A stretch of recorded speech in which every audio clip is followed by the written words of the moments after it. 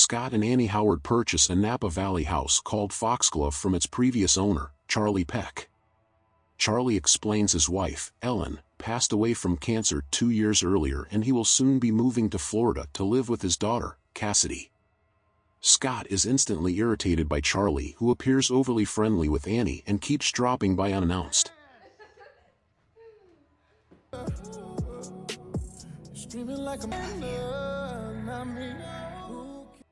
Scott and Annie invite their friend Mike and his wife over to spend the night.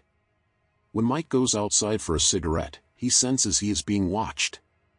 The following morning, he notices a cigarette burn on the seat of his luxury car that wasn't there previously. Charlie continues to show up without an invitation. He explains he is not moving to Florida just yet, and is staying at the Royal Hotel in town. Tensions rise between Scott and Annie due to Scott's coldness toward Charlie, and it is also revealed that, before getting married, he had cheated on her with a colleague. When a neighbor tells Scott that Charlie's wife killed herself with one of Charlie's shotguns, Scott asks Mike to investigate him. Okay, see, that's where he shot Bambi, right over there, man. Meanwhile, Charlie has developed an obsession with Annie and begins visiting her at home when Scott is not there. One morning, while Scott is out jogging, a truck runs him down from behind. It turns out that Charlie was the driver of the pickup.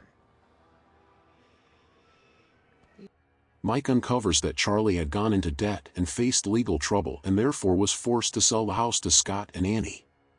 While Scott is in the hospital recuperating from injuries, Charlie shows up at the house, and he and Annie have dinner. On your way back to the city. Mike goes to check on her and is confronted by Charlie, who declares he has a chance to get back all he lost and must get rid of Scott. Charlie then kills Mike with an axe.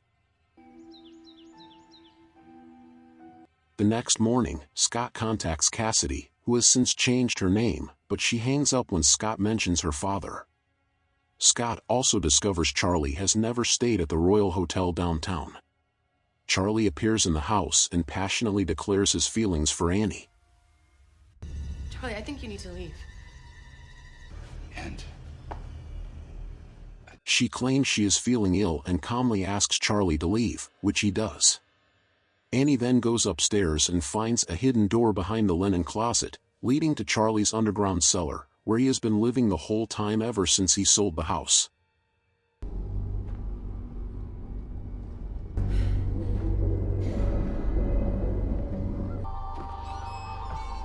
Meanwhile, Scott is driving home and receives a call back from Cassidy, who explains her father, Charlie, is a pathological liar and a psychopath who murdered her mother when she threatened a divorce.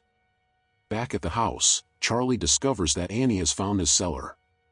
He knocks her unconscious, carries her upstairs, and begins assaulting her. When Scott returns home, Charlie ambushes him and throws him over the hallway balcony.